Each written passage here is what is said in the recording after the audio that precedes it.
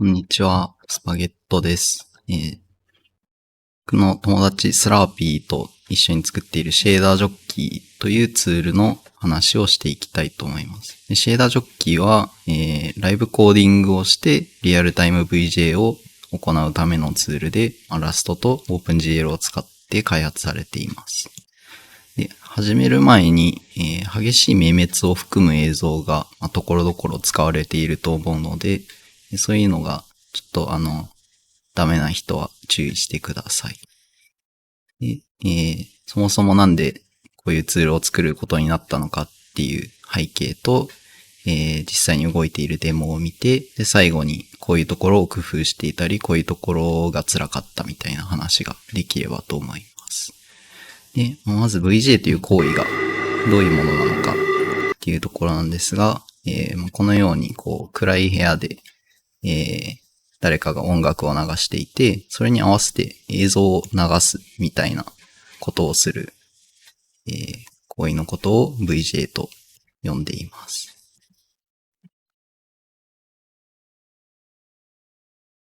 で、その映像を作るときにプログラミングをして、でそのプログラムをその場で書いたり改変したりして映像を出すのがライブコーディングと呼んでいて、でそれをやるような人たちはアルゴレイブっていう界隈の人たちだったりします。で、日本でもアルゴレイブ東京っていうイベントが行われていたり、オンラインで24時間配信みたいなのをたまにやっていたりもします。で僕はもともとこういうアルゴレイブ界隈に所属していて、で、このように、後で出てくるんですが、こういうベーダっていうツールを使って、シェーダーライブコーディングをして、映像を作ったりしていました。で、それとはまたちょっと離れた別の場所にデモシーンっていう界隈があるんですけど、そこではちっちゃいバイナリ、4KB とか 16KB とか 64KB ぐらいのバイナリーで、音と映像を、生成するようなプログラムを作る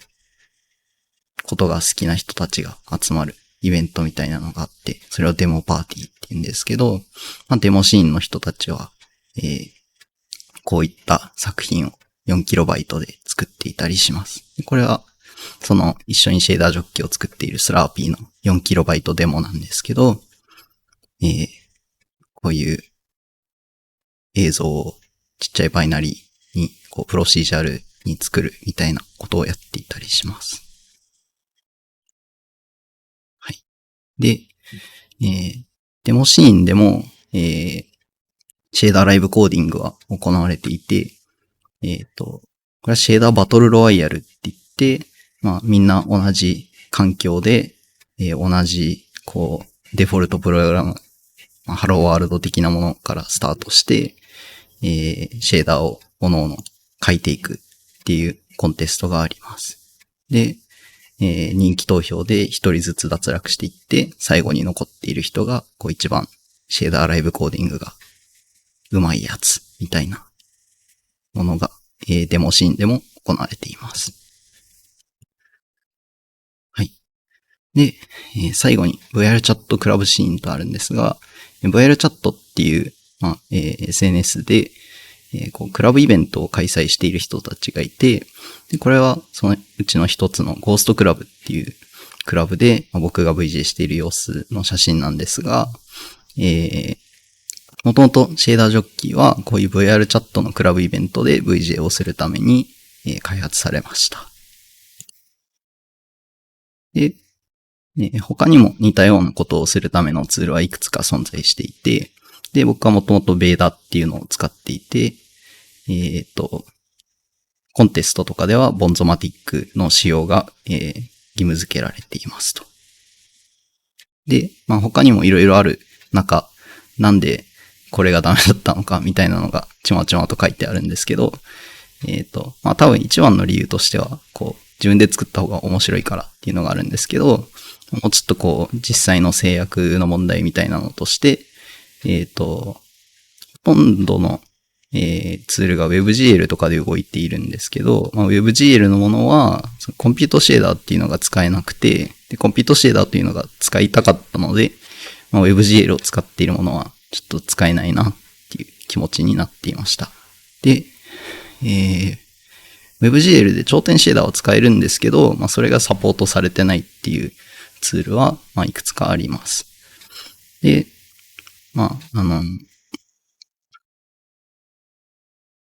それは結構技術的な制約なんですけど、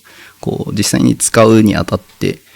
ちょっと QOL が低いな、みたいなところがいくつかあって、そういったものを改善するために自分で作ることになっていましたと。はい。で、じゃあ実際にデモの方に入っていこうと思います。で、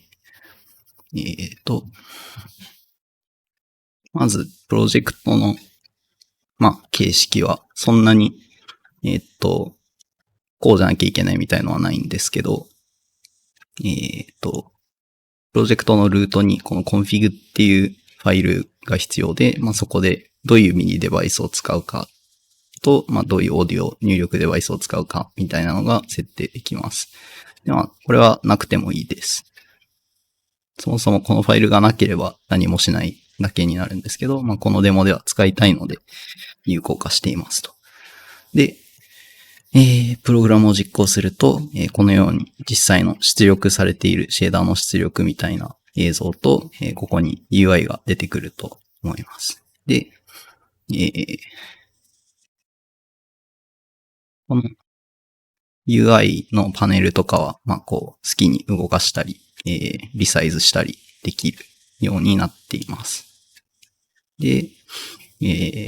ここに、パフォーマンスモニターとか、これがパイプラインっていうのが、ちょっと後で説明するんですが、パイプラインを、どれを使うかみたいなのが選べます。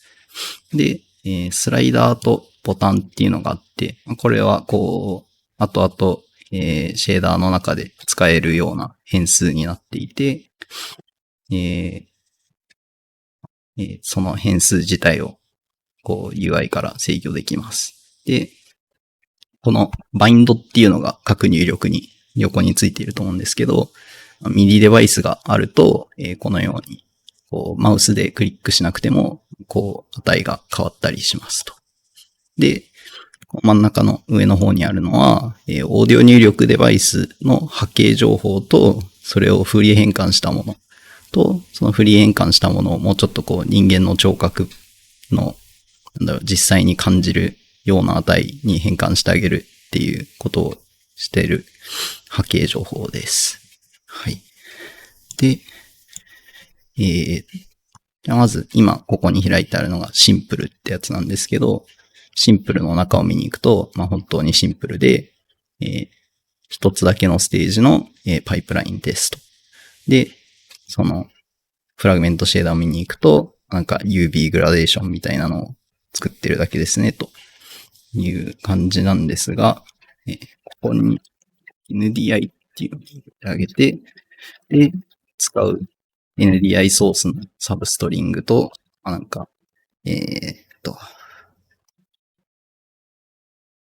適当な名前を入れてあげて、で、ここでユニフォームとして使うよっていうのを宣言してあげて、で、実際にそれを使ってあげると、このように、使われるのかな。こっちは保存してないですね。はい。ということで、今 OBS から NDI 信号を出しているんですけど、それを受け取って、使うことができますと。で、この色が反転しているのは、単純にこのプログラムの中で色を反転させているからで、させなければ普通に映像が映っていたりします。はい。で、頂点シェーダーに行く。これは頂点シェーダーの一つの例なんですけど、こういう風に、頂点がうにょうにょしている何かがありますと。で、これは、頂点シェーダーで、頂点の位置を計算してあげたり、頂点にどういう情報を付与するかみたいなのを、こういう構造体が出てくるよって宣言されていて、なんか算数を頑張ってあげると、構造体が出てきて、で、それを、実際に、ピクセルシェーダーでどういう風にシェーディングするかっていうのをやっています。で、最後に、ポストプロセスみたいなのをかけてあげるシェーダーが実行されていて、ここで、スライダーを使うと、ブルームみたいなのが効いたりとか、ボタンを押すと色が反転したりするみたいなことが起きています。で、スライダーは、フロートなんですけど、ボタンは、BEC4 になっています。で、ボタンの、X は、ボタンを押しているかどうかの01の値で、で、Y と Z は最後に押されてからの時間と、最後にリリースされてからの時間みたいなのがあるので、ランプカーブみたいなのが書けたりとかします。で、最後の4次元目の W には、何回押されたかっていうのがあるので、こういうトグルみたいなのが簡単にできるようになっています。個人的にはこれがあるツールが他にあんまりなくて、なんかこの左下のピクセルに情報を書き込んで次のフレームにこのピクセルの情報を読みに行くみたいなことをやらなきゃいけなかったんですけど、そうすると他の表現をした時にここに書き込まれてる謎の情報がビヨーンって伸びてきちゃったりして、ちょっと辛いなって思っていたので、こういうのが簡単にできて嬉しいです。はい。で、続いて、コンピュートシェーダーを見に行ってみますか。はい。コンピュートシェーダーは、このようにコンピュートシェーダーのソースファイルがここにあるよって書いてあって、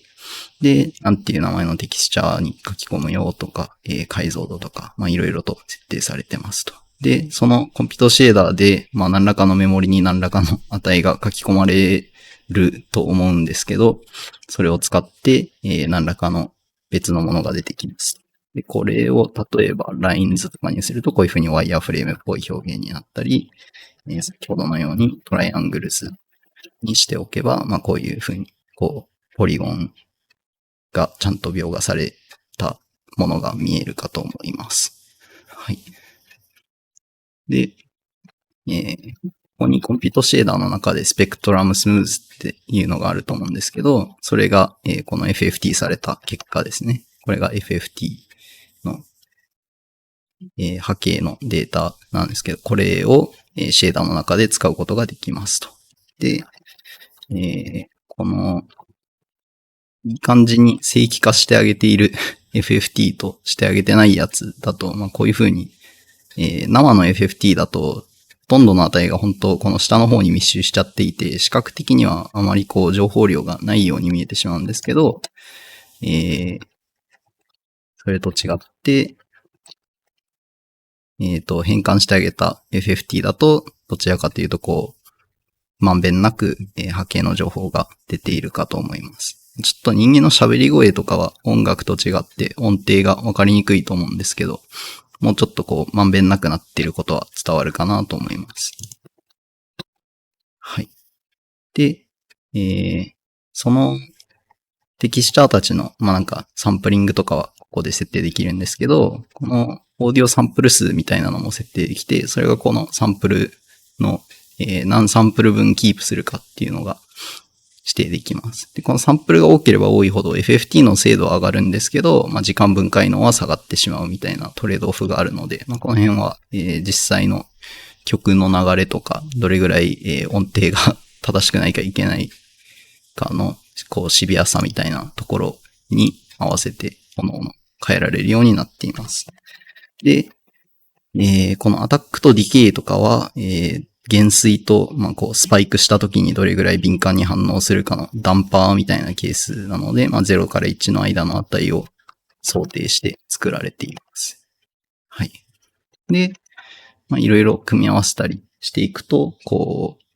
チューリングパターンを作るプログラムだったりとか、ゲームオブライフみたいなものが、実行できるコンピュートシェーダーとかも結構簡単に作れちゃいますと。はい。これは、そこまで工夫してないですね。ただ、コンピートシェーダーがあって、どれかな、なんか、コンピートシェーダーでこう算数をゴリゴリしてあげると、なんか、いい感じなテキスチャーに書き込まれるので、その色を出してあげるだけっていう感じです。はい。で、もうちょっと芸術的なものをちゃんと作り込んでいくと、このように、実際にシェーダージョッキを使って VJ をした時の様子なんですけど、こういった波形情報に反応する表現だったりとか、こういったことがなんかゴニョゴニョしていたりとか、レイトレーシングでPBR 的な表現をしたりとか、いろいろと、やりようはあるかなと思います。はい。で、技術的な、なんか実際にツールを作るにあたっての話なんですけど、ラストで OpenGL を使うときに、グリウムっていうクレートが結構人気らしいんですけど、プログラムをコンパイルするときに、そのシェーダーで使われるユニフォームとかを宣言しなきゃいけない形になっていて、で、それは多分通常のゲームとかを作ってるうちには嬉しいんだと思うんですけど、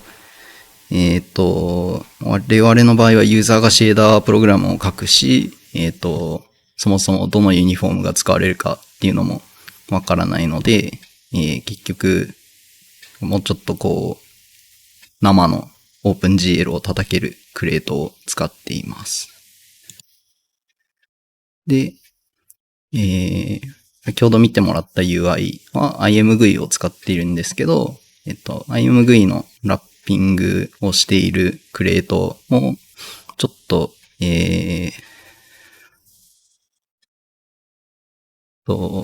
先ほど見てもらったこのパネルを動かすみたいなことが、できないらしくて、それに対応するクレートをなんか自前で作ってますが、ひょっとしたら、近いうちにそれがマージされるかもしれません。で、スクリーンキャプチャーのために使っていた、NDI っていうのがあったと思うんですが、これですね。この NDI っていうプロトコルの、ラストのクレートもなかったので、結局自分で作りました。はい。で、前使っていたツールとかだと、そのシェーダーのコンパイルがすごい重いことがあって、で、別に重いこと自体はその GPU ドライバーとかの制約なので避けられないかと思うんですけど、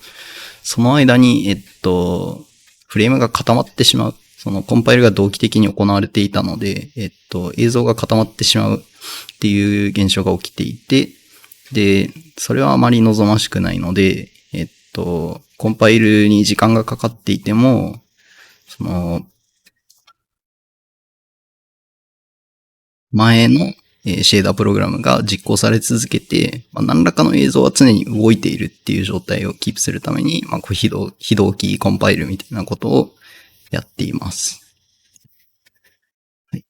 で、いろいろと、なんかこういったものが欲しい、こういったものが欲しいっていうのは常に出てくるので、いくつかピックアップしてるんですけど、あんまりガチガチに決まっているわけではないので、これ大事じゃないとか、これ別にいらなくないとか、こういうのはどうみたいなのがあったら、ぜひ、いろいろ言ってください。で、発表としては以上なんですけど、GitHub に、リポジトリが上がっていて、で、リリースからダウンロードして使えるので、ぜひ使ってみてください。多分、今日話せてないような、機能もいくつかあるので、ドキュメントには一応全部機能は書いてあるので、ドキュメントに目を通してもらったり、質問とか、なんかコメントとか使ってみたよとか、なんかあれば、Discord のサーバーがあって、そこで、質問とか、なんか意見とかを言ってもらえたり、GitHub のイシューとかでもいいので、ぜひ、使ってみてください。ありがとうございます。